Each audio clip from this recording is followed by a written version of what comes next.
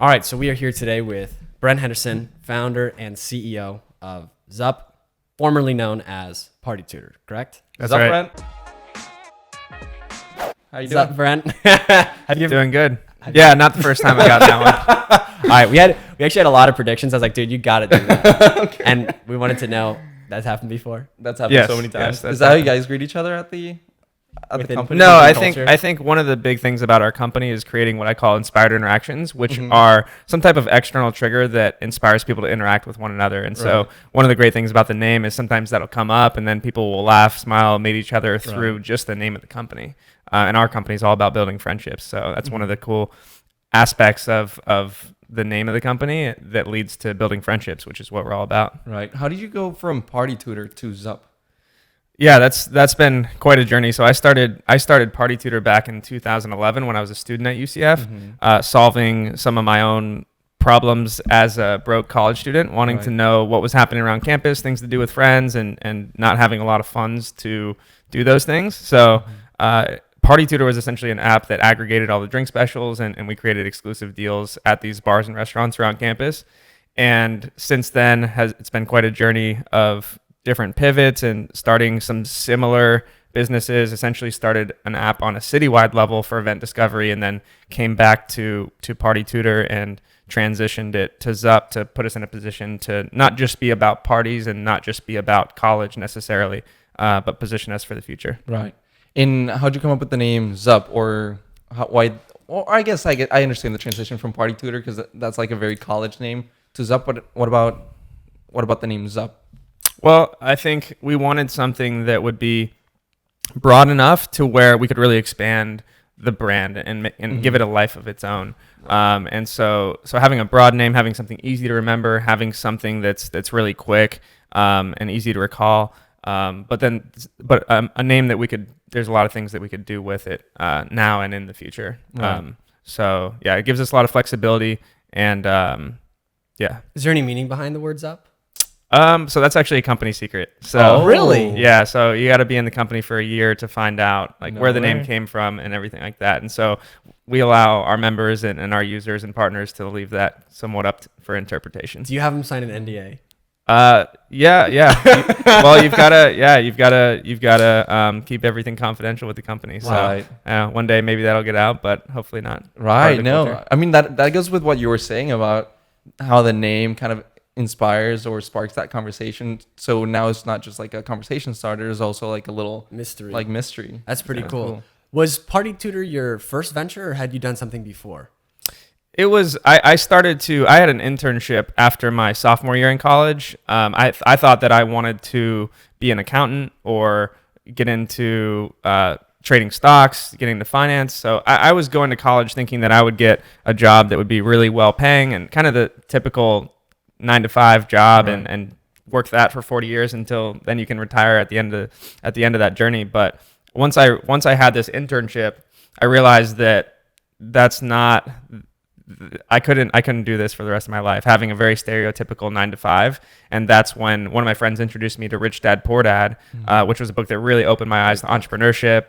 And once I realized the differences between an employee and an entrepreneur, and that we have the freedom to choose here in America, I realized I need to be an entrepreneur. I need to start my own business. And so I made a commitment to start a business by the time that I graduated college at UCF. And I had about a year and a half to 2 years left to do that. And so that's when I spent an entire semester trying to come up with an idea. And it was actually quite frustrating that I couldn't seem to come up with any good ideas for a whole semester, but I was still learning about entrepreneurship. This was 2011, so BlackBerrys were the most popular smartphones, and so technology was changing very quickly. And so I started to become more and more attracted to building a technology company, and especially something mobile, something on mobile phones with the emergence of the smartphone happening at that time. Mm-hmm. Wow, That's very cool. Yeah, for sure. So I know the Party Tutor was a solution to your own problem. How did that idea come? Like literally, what were the steps to get to that idea? So there's one idea that shows that it was progressing in that way, which was one of my friends was coming in town and we wanted to watch, I think, one of the NFL playoff games in late December. And so I was like, well, this isn't super easy for me to just off the top of my head think about what are my options for us going out to watch the game. And so I thought, well, maybe that could be a website. Where do I watch the game? And it gives you a list of the options and maybe there's something there. But ultimately realized there wasn't enough frequency of usage to make a real business out of that particular use case. But then a couple weeks later, at the start of spring semester, I was going out with some of my friends. I was living in a fraternity house on campus at the time. And some people were texting bartenders to find out what was going on. Some people would check Facebook events. And so it was quite a bit of work to decide where we were going to go out. And so that's when I had the aha moment of, well, now that we've got smartphones, why wouldn't there be a centralized source to make this decision making super easy for where we wanted to go out? So the idea was to create a feed of all of your options for going out with friends. And so that's where the idea came from, and it launched about 6 months later. Wow. Very cool. Was there anything like that already? Maybe not in Orlando, but somewhere else? I think there was definitely apps that had aggregated drink specials, and I had not, there wasn't really any that were popular, among my friends or anything like that. So it wasn't a purely unique utopian idea that had never been thought of before. But as I started to research and explore, I didn't think that anyone was doing it as well as what I would be able to execute on. So did you do the programming, all the back end stuff initially? No, I'm not a developer. I can speak that language, and I've done plenty of project management over the years, but I haven't dove too much into the code myself. So I went and I had another friend who had started a business, and he became somewhat of a mentor for that time period. And he had actually hired a web developer for his company in Nepal, country right outside of India.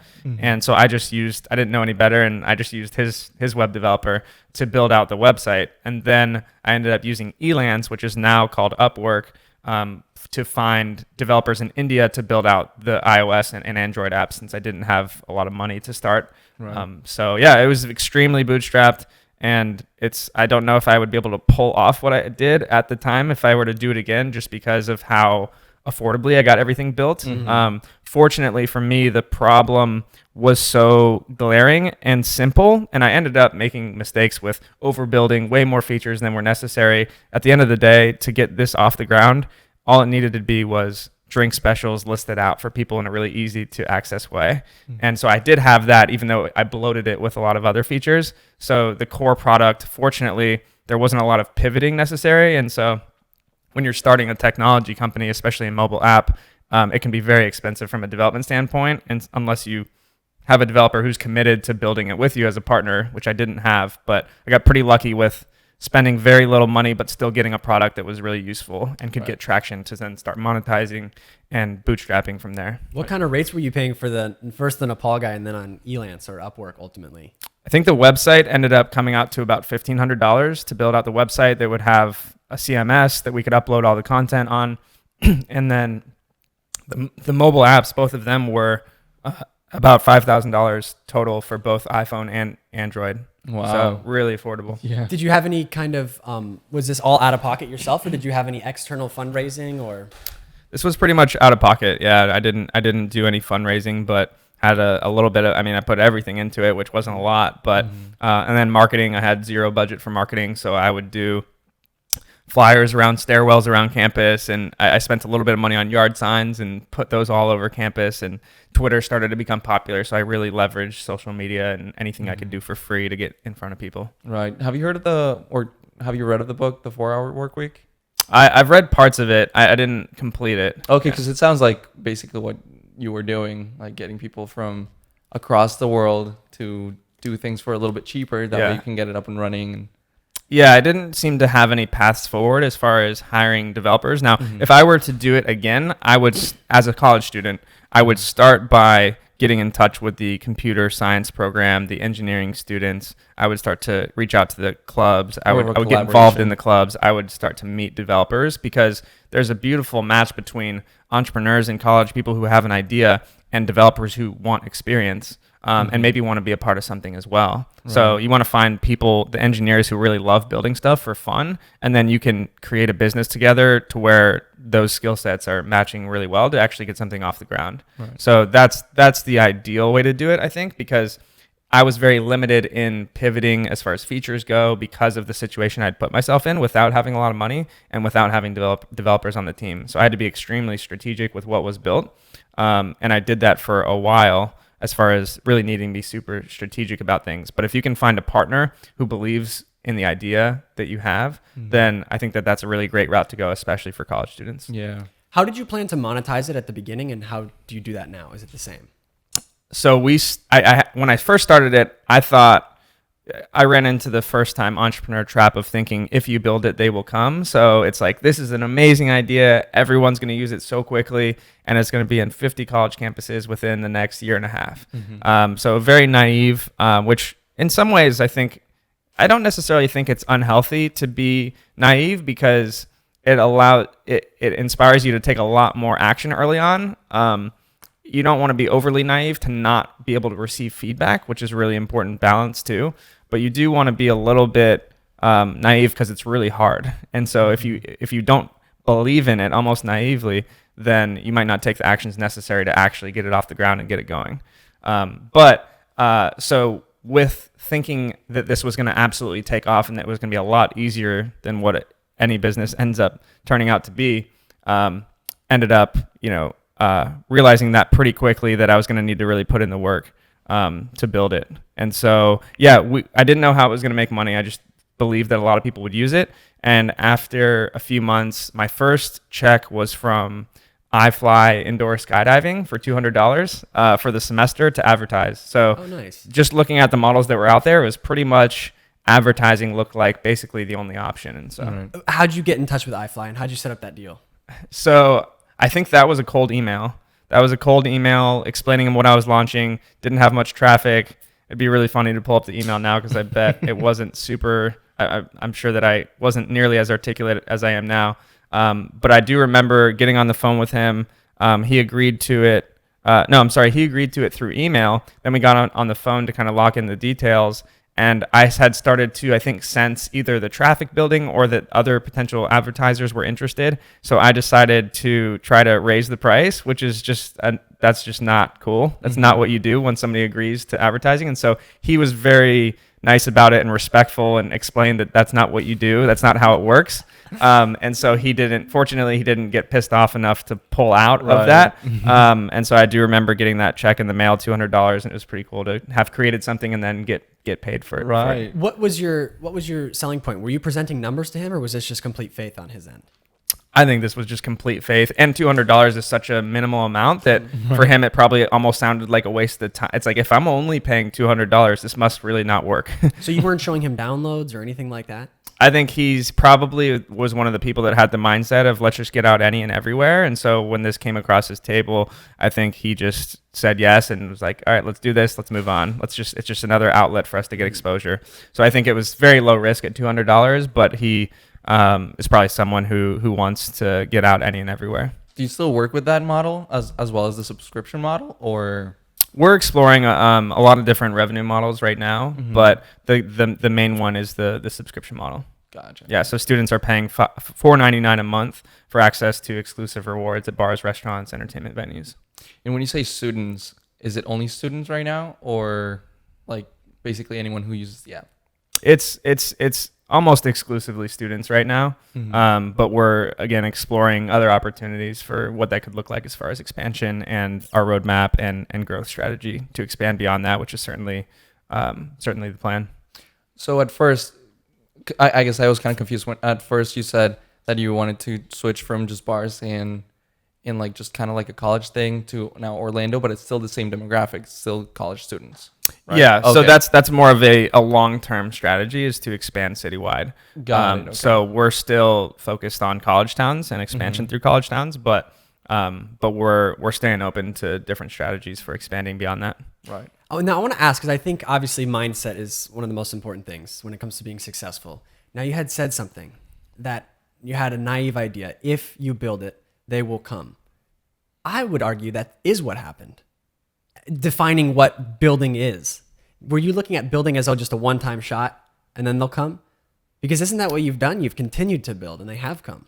Well, that's interesting. I think that phrase comes from when I say that phrase, I'm referring to I'm not really going to have to do much work after it's built. Okay. When the reality is Gotcha. there's a lot more building and there's a lot more marketing and all the things that go on with running a successful business that happen beyond just the idea. So a lot of times entrepreneurs will think this is an amazing idea. I can't tell anyone about it and it's going to take off if I just build it.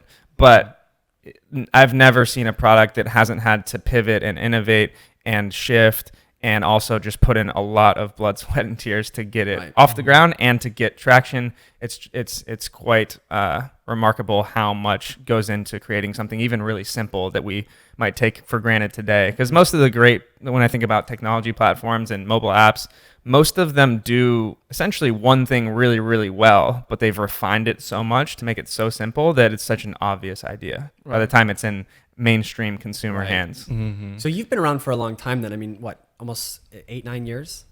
Yeah, the idea for Party Tutor we're approaching 9 years now. So what do you think has been, because that's obviously a lot longer than most startups, most completely crash and burn. What's been your thing that's helped the most or allowed you to succeed for such a duration? Well, I think it depends how you define succeed. I think I measure success in a really different way than other people do. So my definition of success is how aligned am I with who I was created to be right now. So success for me is on a moment by moment basis. And it's really just about becoming who I was created to be.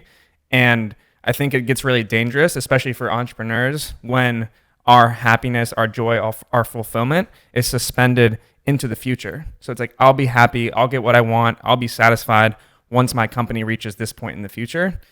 And delaying that fulfillment leaves us sometimes feeling really depressed, sometimes feeling broken.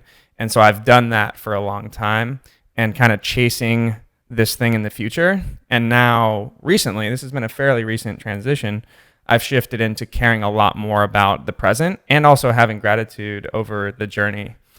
So that's been a recent shift that I think has been really important and really great just for my life, my personal life, and the people around me and my company.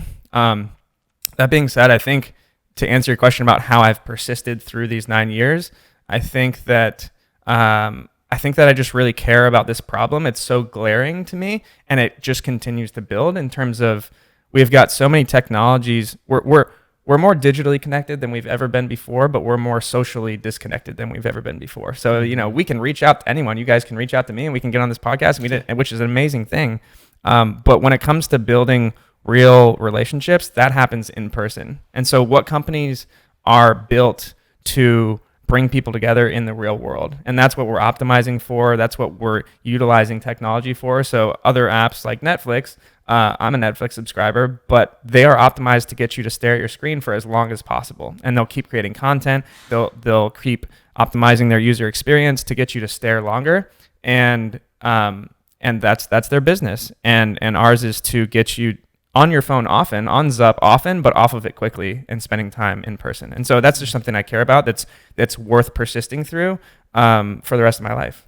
That whole phrase, I guess, picture I just saw a much bigger picture for what you're doing. The getting people from off the phone into reality. It's a gateway to reality. Right. It's not the end result. It's the tool basically. Yeah. That really just kind of clicked for me. I saw a bigger vision there. And I think that we need to find ways to infuse that purpose into the product so that people understand, because there is a natural, understandable inclination to think that Zupp is about getting great deals and saving money, when in reality, what we're doing is lowering all barriers to entry for bringing people together in the real world. And there's 3 that we've discovered. One is discovery. What's happening? What are my options? What can we do together? And sometimes you just rely on word of mouth, or you rely on past experiences to make that decision, unless you have a platform like Zupp. The other is affordability. Can we actually afford to go and do this thing, which is a huge barrier, especially for college students. So if we can create exclusive offers that make it really enticing and incentivize you to go, then you're more likely to take action. And the other is convenience. So making it really easy to access that information,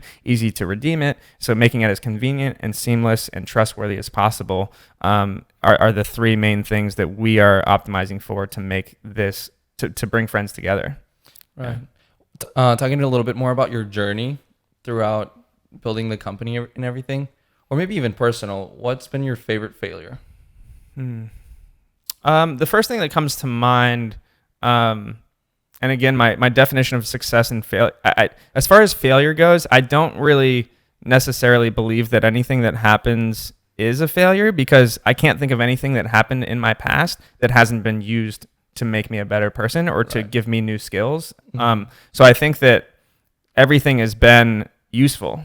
So what other people classify as failure has been things that have benefited me and have gotten me to where I am today.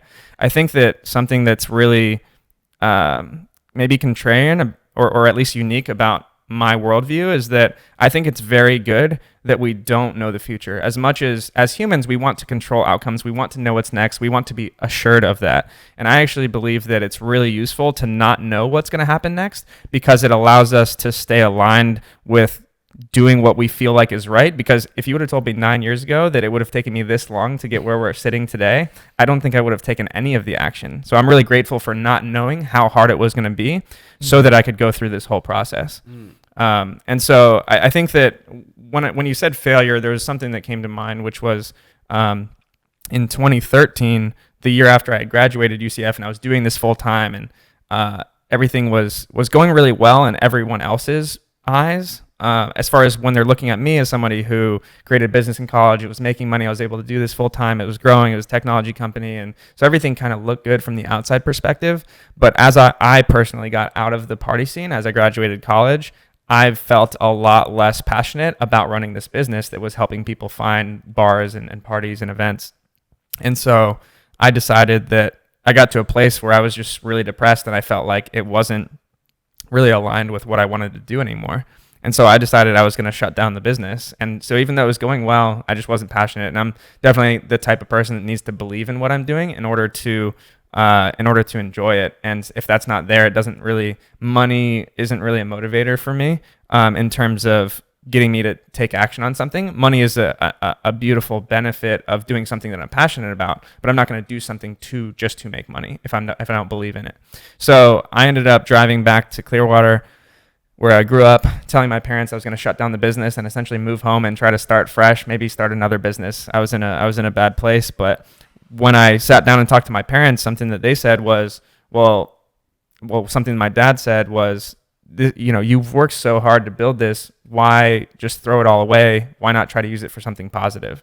And that really shifted my perspective again back to kind of realigning with, how could this be something that gives me a newfound passion? And I think that started the domino effect of realizing that this isn't just about helping people get drunk. This is actually about bringing friends together at local social places. And that's really important for the world, because I believe that the quality of our lives is directly related to the quality of our friendships. I think that, again, a lot of people think that something in the future is going to give them happiness or fulfillment that they can't have today, when in reality, you can have everything right now, especially when you've got really healthy, thriving friendships. I just think it's so underrated to invest in friendships and the real-time fulfillment and joy that can come with having those friends around. Right. And I think that's the reason I wanted to ask that question, because every time you look at someone's failure, you see like an opportunity more than anything. And that's what you talked about, how like you don't really see any failures in your life. You just see like opportunities for growth, and that's awesome. And then you also mentioned your parents, how they kind of were that voice that kind of shifted your mindset. Have they always been kind of like that wisdom behind you? And have they always been like pushing you to be an entrepreneur based on what they did, or? Well, entrepreneurship has been on my dad's side of the family for generations. So my great-great-grandfather was a fisherman. My great-grandfather combined his passion for being on the water and music and created a dinner cruise concept. And then my dad has expanded that to 4 different dinner cruise boats. Oh, wow. So I'm the first that has not gone into that business, so to speak. But I've still maintained that course of entrepreneurship. And especially, I think that there also has been that bloodline of actually caring about showing people a really good time and helping people have fun has also been a part of that business. And I'm doing that just in a different industry, essentially, or a different vertical through technology. But I think one thing that's really been amazing about my parents is that they've never told me that I can't do something. I think that's been one of the biggest benefits for me, especially knowing some of my peers who their parents have put a lot of pressure on them to get a certain degree or to get a certain job or to take the safe road. And I've not taken the safe road, and part of that has been permission from my parents to do what I feel like I want to do. And I feel like that's super valuable that not a lot of people have, because there is a lot of like, we want to make our parents proud. That's so natural, right? And I want to do that too. And so, however, they've created that space and that opportunity for me to do what I want to do, even if sometimes my parents might want me to come back and work for the family business. They've still had the willingness to suspend what they want for what I want, which has been I'm really grateful for that. Good. Yeah, that's vital. Yeah, right. That's awesome. That's very cool. Do you have any? No, how does that make you feel? Like with your family dynamic? Like, do you feel like the same support from your family? Because I feel like that's what I've been getting from my family, at least. Like, I started doing engineering at UCF, and they were like, go for it, kind of thing. And then I was like, you know what? It's not working out. I want to do graphic design. And they were like, you know what? You're going to do great. They were always like very supportive and very encouraging. And now I'm not really doing anything with graphic design. Except making awesome podcast no, covers. right. I agree. Thank you. But I think the same thing happened with me, that I did an internship at an advertising agency, and I just did not enjoy the culture of like being there for like this long. Like, you're going to be there from this time to that time. And there was barely any interaction. I think I want to be like more social. I want to interact with people. And everyone was just like on their desk working. Everyone had their headphones in. I didn't like that. And after I said, you know, I want to start doing the podcast, they were like all about it. So it's so much better to be willing to take risks when you know your parents are okay with whatever you do because they trust you. That I think that's huge, like you said. And I think that, yeah, that's amazing. And I think you can't always, not everyone is going to have parents that are supportive in that way. But I think that the takeaway for everyone is to find community that will support you, that will support your dreams, that will support and people that, because it's going to be hard. So having people that still believe in you, that still appreciate who you are, whether you succeed or fail in that venture, whether it works or doesn't work, it's not really about that. It's about having that community, that support system, those friendships, whether it's your parents or someone else, that will allow you to do that, because it can be a lonely journey if you don't. I so agree. And there's I'm sorry to interrupt you, but there's a saying in talking about friendships that you're the average of the 5 people you surround yourself with. How do you surround yourself with those kind of people, or how do you go about finding them? Like in your case, Zupp. Well, I think part of it is a willingness to let go of some friendships that you might have had in the past. So I had some friends in college who, as I started to become more ambitious and wanting to start a business, my friends who I used to go out with every night started to be like, you're working way too hard. You're going to regret this. And so they started not necessarily turning on me, but they started to try to implant things that would keep me in that circle when I was discovering a new pathway for what I wanted. And so I needed to be willing to shift some of my friends with. And I think that people need to first be willing to say no to certain people who want you to do things that maybe were part of your past life. So that's part of it. And the other is just finding those events, finding those meetups, whatever it might be, if it is entrepreneurship. But I think there are great technologies that are helping people find those things to do. And I would say college is also a great place to find clubs, student organizations that are aligned with the things that you're interested in. And then, just staying open to who has similar passions and also who, you really vibe with and have fun with, and people who care about you. What's the vision for Zupp? Like, how many college towns are you in right now, or just any that people are downloading? We're in 2 right now. Okay. So it's still very early stage in many ways, but the vision, the grand vision is really, like I said, that we believe that the quality of our lives is directly related to the quality of our friendships. And I've discovered that thriving friendships are built most powerfully through shared adventures. And theme parks, it's funny that we're in Orlando, theme park capital of the world. Theme parks have done an incredible job of creating an environment that inspires people to go on adventures together. And so that's what it's all about. And everything there is optimized for having you have a great time with people that you love. And so our vision is to, instead of building another theme park, our vision is to transform cities into theme parks. So the infrastructure already exists: bars, restaurants, entertainment venues in cities. There's plenty of things to do, but what is missing is a guidebook. So you wouldn't walk into a theme park and then they'd just say, have at it, figure it out yourself. No, they want to make sure you have a great experience while you're there. They want you to have the optimal experience. And but who's doing that for cities? Who's guiding us and helping us have an optimal, amazing city experience? And so Zupp is becoming the guidebook to making it really easy to discover things to do, places to go, and lowering those barriers to helping you experience and explore that. So we want to transform ordinary days into extraordinary adventures. That's really the ideal for us, so that new friendships are formed and existing friendships flourish. So that's how we're making all of our decisions are filtered through that. I feel like that's so in line with your worldview. It's like kind of crazy. Yeah, no, that's like exactly right what it is. I love traveling, and I don't just like traveling. Like if I travel and I don't meet anyone new, or if I don't have any shared experiences, like you said, it's like the trip wasn't really like fun. The trip could be like to a really boring town, but as long as I made like really good friendships, that's what makes me the happiest, I think. Definitely. So yeah. I think we're like right on the track. And he was telling me about the other day of couch surfing and how I was just gonna bring that up. That's, really? Yeah, that's crazy. What were you gonna say? No, go ahead. I didn't have any. No, but yeah. So like, we've been doing Ubering right now, and we've gotten to meet a lot of people, and it's been great. And he picked up these, what was it, like a group of people from couch surfers, couch surfing convention, and how you can just go everywhere, couch surf, and they have a whole network of people all over the world.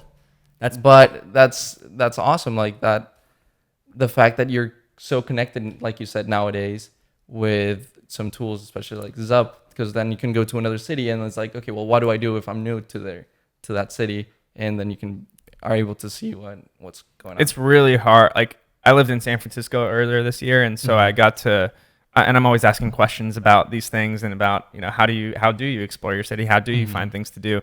And how do you meet friends? And finding friends, especially after college, and especially when you move to a new city, is a huge pain. It's extremely challenging for people to make friends in a new city.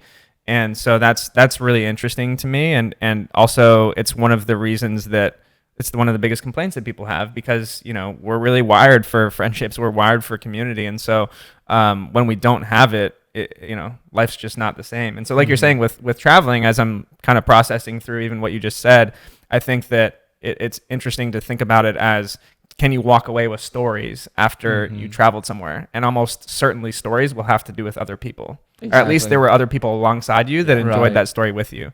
So I think that I oftentimes think, what would it be like if you lived on an island by yourself and you had the mansion, you had the car, you had all the things that you thought you wanted, but you didn't have people there to share it with? It'd be pretty miserable. Right. So it just kind of points to that clarity of sometimes the things that we want, they're not bad things, it's fun to drive fast cars, but if you don't have someone to share it with, it's not quite as fun. How long from the moment that you started Zupp or Party Tutor until you became profitable? Because most people think, like they see your story or any other entrepreneurs, and it's like, well, it's not happening fast enough for me. How long did you have to go through?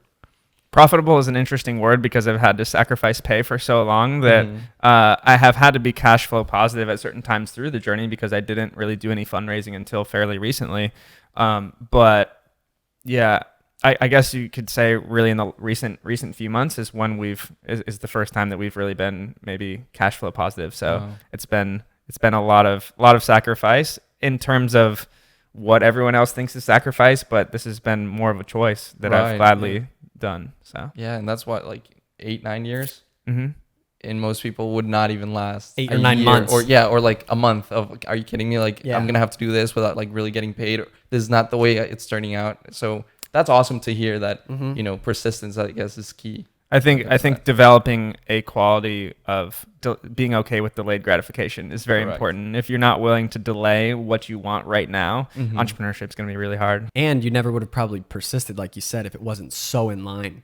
Like it almost sounds like if you didn't have this, well, you'd probably be doing something like it anyways. It's like kind of, it's like you. Yeah, that's what I think. I think of businesses almost like what other artists might think of, like rap albums, like this is my current album that I'm putting out. This is an art form. Business is not just a vehicle to make money, but business is an outflow of who you are. And so the more you can create something that is a part of who you are. And so I think I even love to play Sim Theme Park growing up. It was creating theme parks, and I was changing how much salt was in the fries, and I was changing the admission price, and I was in the zone. I was in flow when I was playing that game, and I loved making these virtual fake people happy.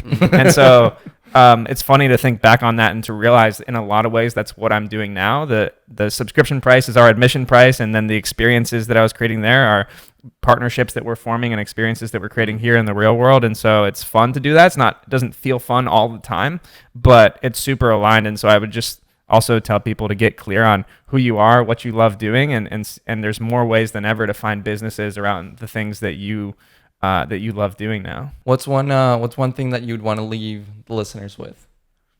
Could be advice, could be what you're doing, could be a promotion. Yeah, I think I guess one of the things that comes to mind, it's just on the topic of what we've been talking about, is to know that it's okay to pursue whatever dreams that you have, regardless of maybe your supporting cast, what they believe or what they've thought, but to believe that it's more than okay to pursue those dreams. And I think fortunately, I've had, like I said, my parents, I've had friends who do support that, even though it's been a long journey, even though it hasn't happened as quickly as I thought it would.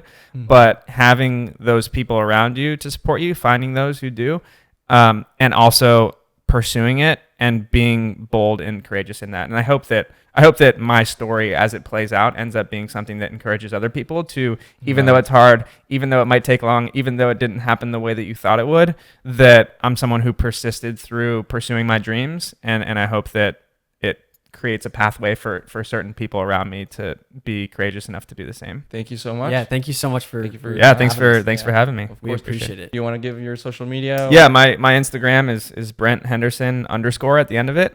Yeah, you can find us. Just search Zupp on Instagram to find that, and it's in that. And that's ZUPP. Yep. Perfect. Yeah. Awesome. Thank you Very so cool. much. Thank you. All right. Appreciate it. Thanks, guys.